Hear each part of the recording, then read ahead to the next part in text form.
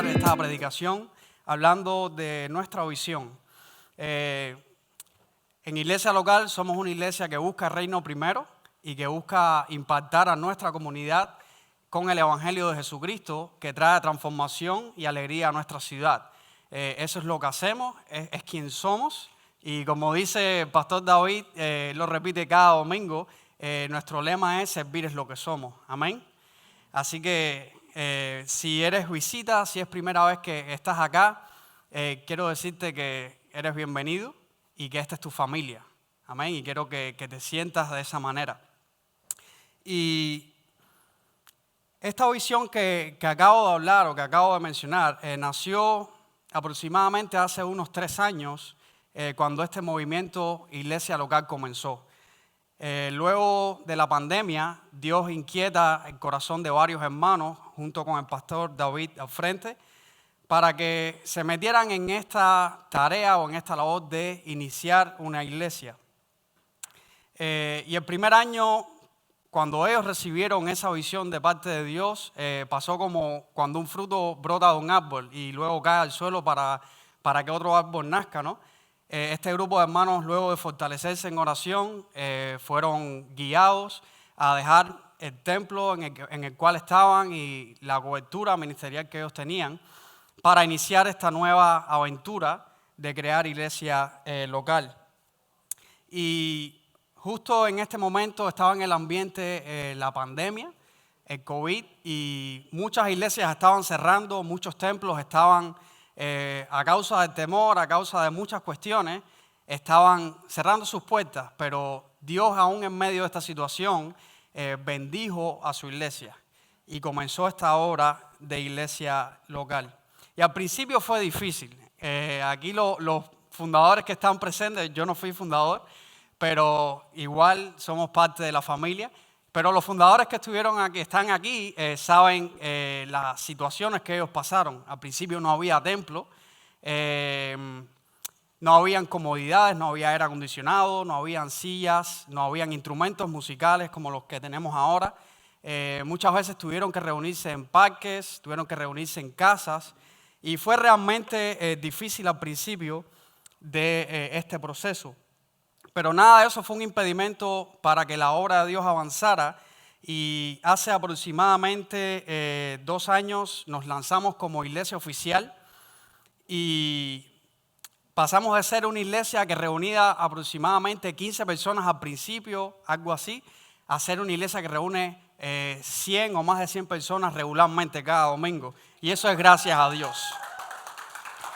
Cuando Dios pone su mano, incluso en las situaciones más adversas, la iglesia de Dios prospera. No importa si hay persecución, no importa que sea lo que haya, la iglesia de Dios va a prosperar. Y a pesar de ser una pequeña iglesia, Dios nos ha dado la oportunidad de servir a nuestra comunidad local de manera material, con apoyo escolar hacia los estudiantes y a las familias, mediante actividades también. Y nuestro lema, servir es lo que somos, no es simplemente palabras vacías, sino que es algo que realmente nos esforzamos en vivir y practicar cada día.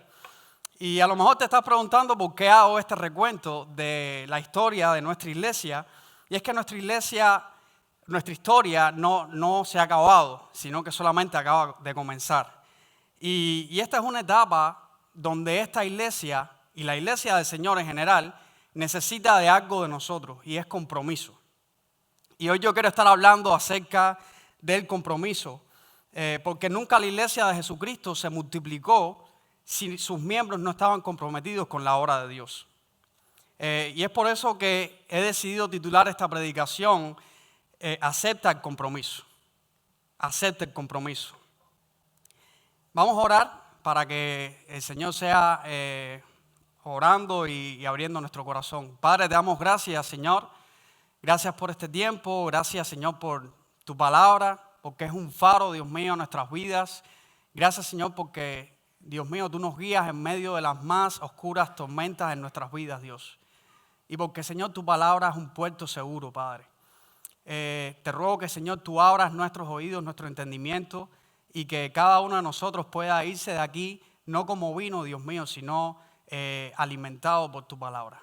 Señor, sé también con toda la situación que está ocurriendo, Padre, internacionalmente en este mundo, Padre, especialmente seguimos orando, Dios, por Venezuela, seguimos orando por todas aquellas personas que están sufriendo. Y ahora más que nunca, Dios mío, tu iglesia necesita salir adelante y dar un paso, Padre, para hacer tu obra, Señor. Sé con todos aquellos que están sufriendo en este momento en Venezuela y bendice, Señor, la obra de tu iglesia en ese país. En el nombre de Jesús, amén. Todos nosotros hemos sufrido lo que se llama una ruptura de compromiso. Cuando alguien ha llegado a ti, te hace una promesa y te dice que se compromete contigo para hacer algo y te asegura que no te va a fallar, pero al final del día te das cuenta de que esa persona falló aquello que te ha prometido. Y no hay manera que atravesemos nuestras vidas en tal manera que nunca experimentemos una ruptura de compromiso. Jesús también fue experimentado en que rompieran compromisos con él. Al final de los evangelios podemos ver cómo el apóstol Pedro, el valiente y arrojado apóstol Pedro, le dice justo antes de la crucifixión y el arresto de Jesús: Señor, contigo yo voy a estar hasta el final, hasta el fin del mundo. Si tengo que cortar una oreja por ti lo hago. Si tengo que testificar por ti, lo hago. Pero cuando vemos en los evangelios qué es lo que pasa, cuando el gallo canta, él niega 3 veces a Jesús. Y Jesús experimentó ruptura de compromisos. Y si esto le pasó al maestro, ¿qué le espera a sus discípulos? Amén. Si esto le pasó al Señor, que sabía todo lo que iba a pasar y sabe todo qué es lo que va a pasar, ¿qué no nos espera a nosotros, que no sabemos ni qué le va a pasar en 10 minutos? Amén. Pero tengo una buena noticia para darte, y es que aunque Pedro negó a Jesús, Jesús nunca negó a Pedro. Y aunque Pedro traicionó a Jesús, nunca Jesús traicionó a Pedro. Y aunque nosotros muchas veces hemos abandonado a Dios en nuestras vidas, Dios nunca nos ha abandonado a nosotros. Y por eso yo quiero hablar del compromiso, no queriendo animarte a que te comprometas con Dios simplemente, sino que quiero hablarte de las bases del compromiso de Dios hacia nosotros. Porque a menos que nosotros no entendemos la naturaleza del compromiso de Dios hacia nosotros, entonces no vamos a vernos estimulados a comprometernos con Dios. ¿Se entiende lo que quiero? Y dicho de otra manera, la seguridad del compromiso de Dios para con nosotros nos debe estimular a comprometernos más con Él. Y vamos a leer el pasaje que vamos a estar viendo en esta mañana, es Hebreos capítulo 6, versículos del 13 al 18. Si tienes una Biblia, puedes irlo buscando. Hebreos capítulo 6, versículos del 13 al 18. Dice la palabra de Dios: cuando Dios hizo su promesa a Abraham, como no tenía a nadie superior por quien jurar, juró por sí mismo y dijo: te bendeciré en gran manera y multiplicaré tu descendencia. Y así, después de esperar con paciencia, Abraham recibió lo que Dios le había prometido. Los seres humanos juran por alguien superior a ellos, y el juramento, al confirmar lo que se ha dicho, pone punto final a toda discusión. Por eso Dios, queriendo demostrar claramente a los herederos de la promesa que su propósito es inmutable, la confirmó con un juramento. Lo hizo así para que mediante la promesa y el juramento, que son 2 realidades inmutables en las cuales es imposible que Dios mienta, tengamos un estímulo poderoso los que, buscando refugio, nos aferramos a la esperanza que está delante de nosotros. Y este pasaje que acabamos de leer no menciona la palabra compromiso, sino que usa la palabra promesa. Pero es importante que entendamos que Dios expresa su compromiso con su pueblo a través de promesas y a través de pactos. Y si has hecho una lectura sistemática de la Biblia, te vas a dar cuenta de que Dios ha hecho muchos pactos con su pueblo. Tenemos el pacto que Dios hizo con Noé, en Génesis capítulo 8, luego que el diluvio hubiera exterminado casi toda la vida sobre el planeta, Dios hace un pacto con Noé de que nunca más iba a permitir un diluvio sobre la tierra, y la estampa de ese pacto, la garantía, ¿qué fue? El arcoíris. Cosa que un grupo social ahora quiere apropiarse de él, pero no puede porque es un símbolo bíblico y un símbolo que muestra la bondad de Dios. O también podemos pensar en el pacto que Dios hace con el pueblo de Israel en el monte Sinaí, donde le da su ley por medio de Moisés y donde oficialmente los hace su propio pueblo. También está la promesa o el pacto que Dios le hace a Israel cuando son llevados cautivos a Babilonia, de que regresarían nuevamente a la tierra prometida. Y hay muchos pactos que Dios ha hecho con su pueblo, pero hay un pacto muy especial del cual vamos a estar hablando en el día de hoy. El autor de los Hebreos, de la carta a los Hebreos, es al que se refiere, y es el pacto que Dios hace con este hombre llamado Abraham. Si leemos la historia de Abraham en el capítulo 12 de Génesis, Abraham es llamado por Dios para salir de su tierra y su parentela a una tierra que Dios le mostraría. También es aquí cuando por primera vez Dios le da una promesa, y esa promesa consiste en descendencia, consiste en una tierra y consiste en reconocimiento. En el capítulo 13 de Génesis, después de separarse de su sobrino Lot, Dios vuelve a confirmar la promesa con Abraham. Capítulo 15, Dios le promete un hijo. Capítulo 17, Dios le vuelve a confirmar la promesa. Capítulo 18, Dios le vuelve a repetir la promesa a Abraham. Pero no es hasta el capítulo 22 cuando Dios interpone un juramento con Abraham, luego de que éste le hubiera entregado a su propio hijo. Y mi primer punto en esta tarde es que debemos comprometernos con Dios porque Dios ha sellado su compromiso con nosotros. Abraham recibe la orden de parte de Dios de sacrificar a su hijo Isaac y obedece el mandamiento de Dios. Y a mí la vida de Abraham me impacta mucho. Yo no sé a ti, pero a mí la vida de Abraham me gusta porque ejemplifica lo que es la entrega de un creyente hacia Dios. Y Dios le iba prometiendo lo que para nosotros son unos cuantos capítulos en la Biblia, pero para Abraham fueron años. Dios le iba prometiendo un hijo, descendencia.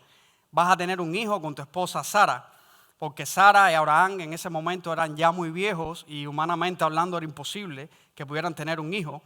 Y finalmente cuando el milagro ocurre, Dios le pide sacrificar al hijo que le había dado, a su hijo Isaac. Y lo interesante de este pasaje es que Abraham no pone un pero a Dios. Cuando tú lees el pasaje en Génesis, tú no ves una queja de parte de Abraham, no ves una protesta, no ves nada. Simplemente ves cómo Abraham recibe la orden de Dios y se dispone a hacer la voluntad de Dios. Y me inspira la vida de este hombre porque Dios por mucho menos ha escuchado largas protestas mías, muy largas. ¿Cuántas veces Dios nos exige no que sacrifiquemos a un familiar, aunque a lo mejor hay alguno aquí que quiera sacrificar a un familiar, pero Dios nos exige mucho menos, tal vez nos exige cosas como tiempo, recursos, nos exige que nos arreglemos con una persona o que pongamos la otra mejilla en una situación determinada o que corramos la milla extra. Y muchas veces lo único que ve Dios en nosotros es queja. Y la vida de Abraham, su compromiso con Dios, debería ser el reflejo de nuestro compromiso con Dios. Porque es cierto que Dios le pidió obediencia a Abraham y un sacrificio grande, pero cuando obedecemos la voluntad de Dios, entonces Dios está en capacidad de bendecirnos. Y mientras más grande es el sacrificio que nosotros hagamos con Dios, pues más grande va a ser la bendición de parte de Dios. Y no quiero que se me malinterprete lo que estoy diciendo. Yo no estoy predicando acá un evangelio de la prosperidad que dice que el único propósito de Dios en la tierra es hacernos a nosotros multimillonarios y gente próspera. No es lo que estoy hablando. Muchas veces la bendición de Dios puede ser un hijo o una hija que se vuelva a los pies del Señor. Muchas veces puede ser un matrimonio que ha sido roto y que sea restaurado y renazca el amor y la pasión, o alguna otra cosa que tú no puedas medir tal vez materialmente, pero espiritualmente tiene un significado muy profundo. Y vemos que Dios nos bendice, pero tiene que haber algo, tiene que haber obediencia. Porque Dios no puede bendecir la desobediencia, amada iglesia. Dios no puede bendecir la desobediencia. Y regresando al tema del compromiso, solo cuando Abraham se compromete, entonces Dios interpone juramento. ¿Y por qué Dios interpone juramentos? O sea, ¿por qué un Dios infinito, todopoderoso, tiene que jurar? La respuesta la vemos en el versículo 16, si lo leemos en la carta a los Hebreos. Dios sabe la importancia que tiene un juramento para nosotros en la sociedad. O sea, en la época en la que las cartas y los evangelios son escritos, no existían contratos sociales como existen ahora. O sea, no era algo tan avanzado donde tú escribes algo en un papel y lo llevas a la jurisdicción, sino que muchas veces para solucionar un problema en estos tiempos, lo que se hacía era un juramento, donde dos personas para solucionar un problema interponían un juramento y trabajaban para poder solucionar ese problema. Y todavía hoy pasa así, todavía hoy se resuelven algunos problemas con un juramento. Yo recuerdo cuando era niño y ya estaba causando un alboroto, ¿no? Mi mamá muchas veces resolvía el problema con un juramento. Generalmente el juramento comenzaba con: te juro por mi madre que te voy a dar un chancletazo. Y muchas veces cumplía su palabra, ¿eh? Mi mamá era una mujer de palabra. Y al momento cuando ese juramento salía, yo, lo que sea que estaba haciendo, al momento paraba. Así que Dios decide interponer un juramento con Abraham, porque Abraham entiende lo que es un juramento. Y Dios usa nuestro entendimiento, Dios usa nuestros conceptos para darnos a conocer sus intenciones. Dios sabe todos los idiomas, pero Dios elige comunicarse con nosotros a través de nuestro idioma, porque es lo que podemos entender. Ahora, cuando Dios jura, dice la Biblia que al no haber alguien mayor que Él por quien jurar, juró entonces por sí mismo. Y quiero que pienses un momento en esto. O sea, piensa que Dios pone en tela de juicio su propio nombre, que es la esencia de quien Él mismo es. Muchas veces cuando Dios quería darse a conocer en el Antiguo Testamento, Dios le comunicaba un nombre a su pueblo. Por ejemplo, a Moisés, a los profetas, se les revelaba a través de un nombre, y ese nombre indicaba la naturaleza de Dios. Y hace esto con tal de establecer un pacto con Abraham. O sea, Dios decide poner su reputación en juego por un hombre. ¿Tú te imaginas eso? ¿Cuán increíble es que este Dios todopoderoso decida rebajarse a nuestra altura y entrar en un pacto con nosotros? Y también un juramento es una restricción de una persona hacia una acción de su parte. Cuando uno jura o se compromete con algo, uno está restringiéndose a hacer eso que se comprometió. Por ejemplo, cuando yo me casé hace poco, recién casado, y le dije los votos a mi esposa, yo estaba haciendo un juramento de establecer una relación con ella, pero a la misma vez de que yo le decía el sí a ella, yo me estaba restringiendo a decirle que no a todas las demás mujeres. O sea que un juramento lo que hace es que restringe a la persona a cumplir aquello que ha jurado. Y Dios, sin necesidad ninguna, se restringió a sí mismo. Dios, sin necesidad ninguna, se puso una restricción por nosotros. El creador de los cielos y la tierra, la máxima autoridad de este universo, el juez supremo, se restringió a sí mismo para entrar en juramento con nosotros. Así de grande es el amor que Dios te tiene a ti. Así de grande es el amor que Dios te tiene a ti. Muchas veces es increíble, ¿no? Como en esta sociedad, por ejemplo, una institución como un banco. Muchas veces uno le presenta sus credenciales, el banco cuando ve las credenciales dice: no puedo entrar en un compromiso contigo, porque no tenemos las credenciales. ¿Y sabes qué? Nosotros no tenemos las credenciales. Si no las tenemos con un banco, ¿cómo vamos a tenerlos con Dios? Y aún así Dios elige entrar en un compromiso con nosotros. Así de grande Dios te ama. Debemos comprometernos con Dios porque Él ha sellado su compromiso con nosotros mediante un juramento. Pero no solo esto, sino que en segundo lugar, debemos comprometernos con Dios porque su compromiso no cambia. La palabra que acabamos de leer en el texto, inmutable, significa que no cambia. Y notemos que en el versículo 18, la inmutabilidad de Dios se centra en su propia naturaleza. O sea, es quien es Dios, Dios no cambia. El Dios que le hizo la promesa a Abraham en Génesis es el mismo Dios que está ahora mismo en medio nuestro. Y por eso podemos estar confiados de que Él va a cumplir sus promesas. ¿Sabes qué es lo que dice la Biblia en Hebreos 13:8? Dice que nuestro Dios es el mismo ayer, hoy y por los siglos. Amén. Es el mismo ayer, hoy y por los siglos. Dios no cambia. ¿Usted se imagina si Dios cambiara constantemente su opinión? ¿Cómo fuera nuestra vida y nuestra fe si Dios cambiara constantemente en base a cómo tú te levantas y cómo están tus hormonas y tus ánimos, si Dios cambiara su opinión acerca de ti? Pero le damos gracias a Dios de que Dios no es así. Dios no es un ser humano que cambia de opinión. Los seres humanos cambiamos constantemente y faltamos a nuestra palabra. En un contrato, cuando tú estableces un contrato, existe algo que se llama cláusula. Amén. Y la cláusula no es más que las condiciones por las cuales el contrato puede ser cancelado.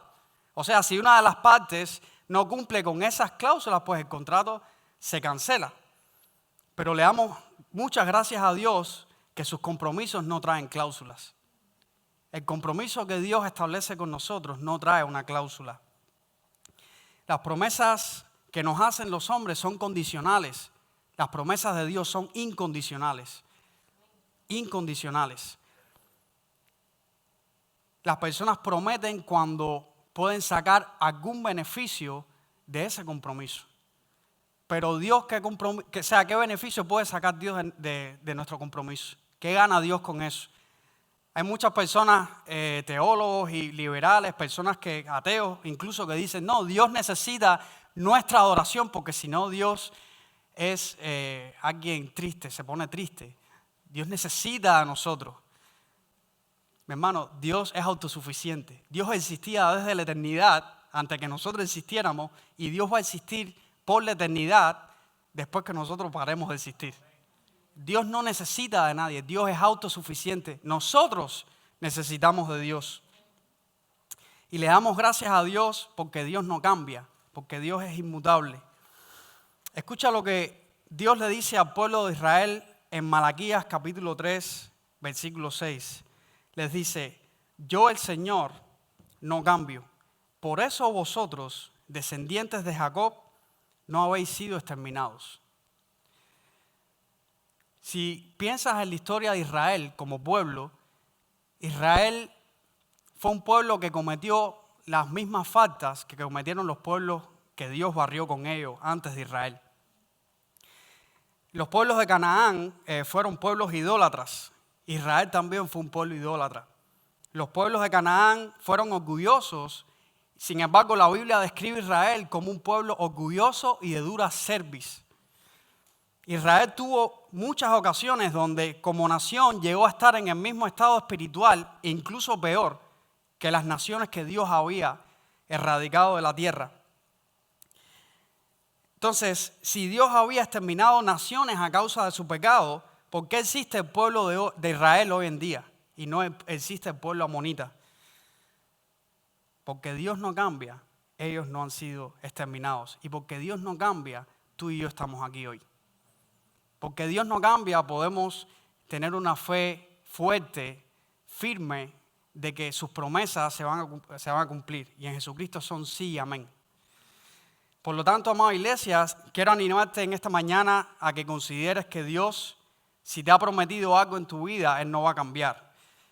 Sino lo que Él ha dicho de ti, eso va a ser. Eso va a ser. Si Dios te ha prometido su presencia, Él no se va a apartar de ti. Hay muchas veces que nosotros no sentimos la presencia de Dios y decimos, Señor, ¿por qué te siento tan lejos? Y muchas veces nos ahogamos en nuestras crisis de fe, porque pensamos de que Dios se ha alejado de nosotros. Hermano, nunca Dios se va a alejar de ti. Dios siempre va a estar presente en tu vida. Si Dios te ha prometido su provisión en tu vida, ¿por qué vives como si el único que vela por tus intereses eres tú mismo y nadie más? Y si Dios te ha prometido gozo en tu vida, ¿por qué tienes amargura constante en tu vida?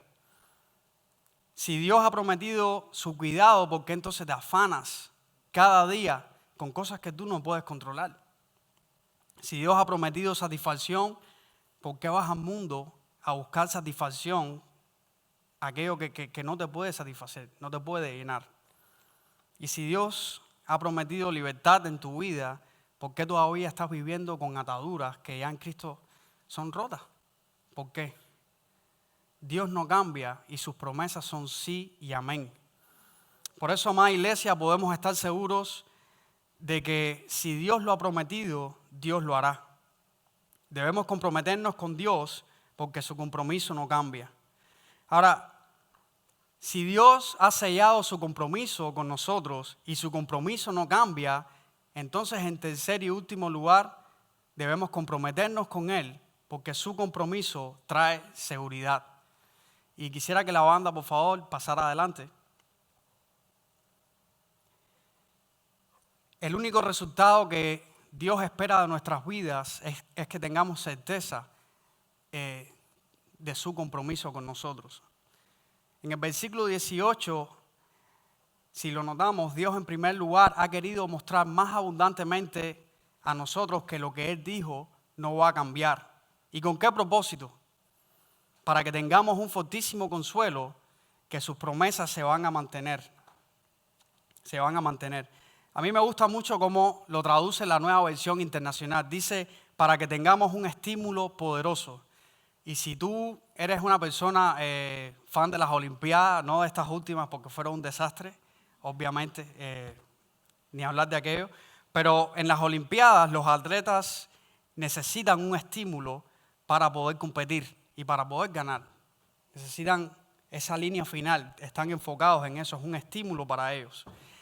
¿Y qué mejor estímulo tú quieres en tu vida para comprometerte con Dios que el saber que Él no cambia? Y que para colmo ha jurado sobre sí mismo que iba a cumplir aquello que ha prometido. Hay una ilustración que me gusta mucho hacer respecto a esto, de que podemos tener confianza y seguridad de parte de Dios. Imaginemos que hay un avión que está en un vuelo internacional, un vuelo largo, ¿no? Como de Miami a La Habana, más o menos. Y en este vuelo el avión empieza a experimentar turbulencias, empieza a experimentar una tormenta bien grande y los pasajeros que están en ese avión comienzan a desesperarse al ver las turbulencias, a ver el movimiento del avión y empieza a aumentar el miedo, el temor de lo que pueda pasar.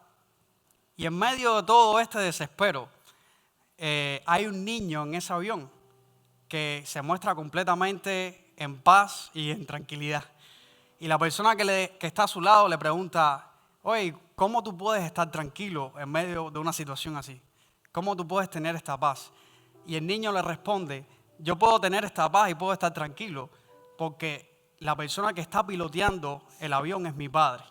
Y yo sé que mi padre es un buen piloto. Y nosotros no tenemos un buen piloto. Nosotros tenemos el mejor piloto. Si Dios está piloteando tu vida. Así que podemos estar confiados, amada iglesia, de que a donde Dios nos guíe, nosotros vamos a estar bien.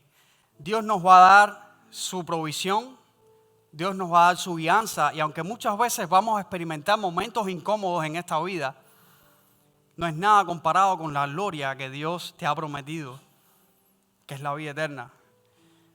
Dios espera que te comprometas con Él y que nuestro compromiso sea igual que el que ha hecho con nosotros. Él espera que tu compromiso sea firme.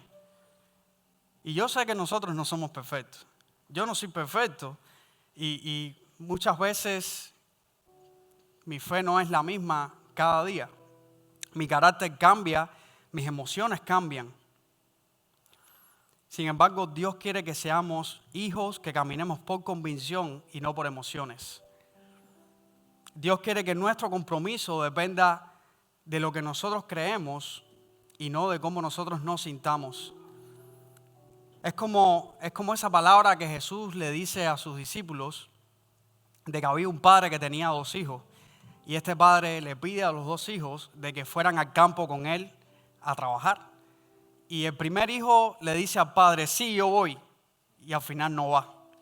El segundo hijo le dice, mira, no puedo ir, pero luego recapacita y dice, ok, voy a ir, y va con el padre a ayudarlo en el campo.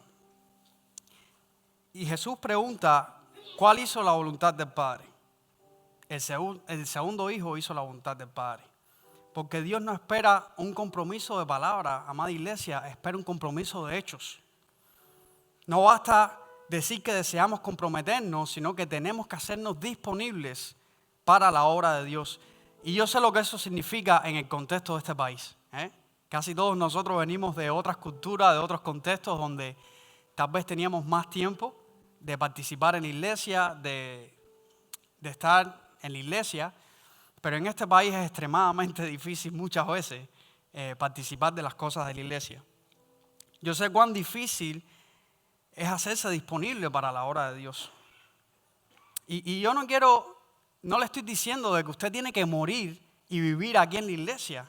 Eso no es lo que estoy diciendo. Pero lo que no podemos permitir es que la dinámica de esta sociedad, de este país, la dinámica de este mundo nos envuelva en tal manera que nuestro compromiso con Dios no crezca. Eso no puede ocurrir, eso no puede pasar. No podemos permitir que los espinos crezcan y ahoguen la semilla que Dios ha implantado en nosotros. Tenemos que luchar, amada iglesia, por hacernos accesibles para la obra de Dios. Tenemos que ser de aquellos que dicen, heme aquí, Señor. Como dijo Ananías. Ananías en el libro de los Hechos estaba orando y el Señor le dice, ve a donde está Saulo en ese tiempo. Y Ananías le dice, heme aquí, Señor, yo voy. Y ahí hizo la voluntad de Dios. Y siempre vamos a tener excusas que ponerle a Dios. El espíritu está dispuesto, pero la carne es débil. Y esa lucha en nosotros va a existir siempre. Y si tienes esa lucha interna en ti, darle gracias a Dios porque tienes esa lucha. Porque el día que no tengas esa lucha, el día donde tu espíritu no pelee con la carne, entonces ahí tienes que asustarte. Ahí es cuando tienes que preocuparte, cuando tú ves que tu vida se va deslizando poco a poco, fuera de la voluntad de Dios, lejos de la presencia de Dios, y no hay una bandera roja en tu vida, no hay un red flag que te diga, hey, estás mal, tienes que cambiar el curso, tienes que ir hacia donde está Dios. Pero si tenemos esa lucha interna, muchas veces la vemos como algo malo. No, es algo bueno si tienes esa lucha en ti. Siempre vamos a luchar para hacer la voluntad de Dios. Pero en mi experiencia, en todos estos años que he estado esforzándome en caminar con Cristo, es que cuando tú eliges hacer la voluntad de Dios y no hacer tu propia voluntad, iglesia, no hay nada más dulce que eso. No hay nada mejor que eso. Puede que no tengas algo material, pero aquello que Dios te da, con lo cual Dios te llena, eso no tiene comparación ninguna. No tiene comparación ninguna. Solamente ahí puedo entender lo que decía David, el salmista, no el pastor, en el Salmo 40, versículo 8, decía, me agrada, Dios mío, hacer tu voluntad, tu ley la llevo dentro de mí. Hermanos, que Dios nos ayude a comprometernos con Él. Porque si no estás comprometido con Dios, déjame decirte, tu vida va a ser miserable. Tú puedes tener todas las cosas materiales, puedes tener la mejor casa, puedes tener el último carro del año, puedes tener un bote parqueado atrás de la casa, puedes tener influencia, puedes tener una cuenta bancaria, puedes tener lo que sea. Pero si tú no estás esforzándote por hacer la voluntad de Dios, tu vida va a ser miserable. Nada de eso te va a llenar. Nada te va a llenar. Por eso es que hay multimillonarios y personas de poder y de influencia que se suicidan. Y tú dices, ¿cómo puede ser que esta persona, teniéndolo todo en su vida, se suicida? Porque no tiene a Cristo en su corazón. Porque están poniendo su esperanza en cosas vanas, en cosas terrenales que al final no te llenan. Es como tratar de coger un vaso que está lleno de huecos y tratar de echarle agua y tratar de llenar ese vaso. No importa cuánta agua eche, al final toda esa agua se va a ir por los huecos. Y sin Cristo somos ese vaso que está lleno de huecos. No podemos agarrar la alegría, no podemos tener gozo, no podemos tener nada en la vida, porque se nos escapa, porque no estamos enfocados en las cosas de arriba. Por lo tanto, debemos comprometernos con Dios porque su compromiso ha sido sellado. Debemos comprometernos con Dios porque su compromiso no cambia. Y por último, debemos comprometernos con Dios porque su compromiso nos trae seguridad. Dios se ha comprometido contigo. ¿Qué estás tú esperando para comprometerte con Él? Padre, te damos gracias, Dios. Gracias, Señor, porque tú te has comprometido con nosotros, Dios. Gracias porque, Señor, tú has puesto tu nombre y tu reputación en la línea, Padre, por personas como nosotros. Gracias, Dios, porque si nosotros te bendecimos y nosotros te confesamos aquí en esta tierra, Señor, tú no te avergonzarás de confesarnos en el cielo. Gracias, Dios, porque en este compromiso que existe entre nosotros, Padre, tú no sacas ningún beneficio, Dios. Pero nosotros sí nos beneficiamos y grandemente. Gracias, Dios, por tu misericordia. Gracias por tu bondad, Dios. Ayúdanos a ser personas de compromiso. Ayúdanos en este tiempo que Iglesia Local está creciendo. Dios, multiplica, Dios mío, el liderazgo. Multiplica a las personas que tengan un deseo de servir, Dios. Inúndanos, Padre, Señor, con ganas, con fuerza, con sabiduría, Padre, para que podamos hacer tu obra. Trae a personas a esta iglesia y que puedan escuchar el Evangelio y sus vidas, Señor, sean transformadas. Que la visión que tenemos, Dios, como iglesia pueda hacerse realidad en esta sociedad. Que Jacksonville pueda escuchar las buenas nuevas de Jesús por medio de Iglesia Local. Bendice, Dios mío, el liderazgo, Señor, de esta iglesia. Bendice al pastor David. Bendice, Señor, su matrimonio. Bendice a cada hermano que pone de su tiempo, pone de sus talentos, su sacrificio, Dios, para poder servir en este lugar, para poder mostrar el amor de Cristo a otras personas, Dios. Y permite, Dios, que Iglesia Local nunca pierda la esencia que nos hace diferente, Dios. No es el local, no es el templo, no son los instrumentos, no es el micrófono, Señor. Padre, es tu amor, es tu misericordia, es tu bondad, Dios. Que otras personas puedan oler el perfume de Jesús, Señor, en nosotros. Guíanos, Dios. Yo sé que de aquí tú vas a levantar personas de compromiso. Yo sé que de aquí, Dios mío, tú vas a ser pastores, líderes, maestros, evangelistas, Padre. Gente que no se van a conformar acorde a este siglo y con las cosas de este mundo, Dios, sino que quieren más de ti, Dios, que se enfocan en las cosas de arriba. Y aunque estamos de paso en este mundo, y aunque, Señor, estamos temporalmente en este mundo, este no es nuestro hogar. Este no es nuestra casa. Nuestro hogar está en ti, Señor. Ayúdanos, Padre. En el nombre de Jesús estoy orando. Amén.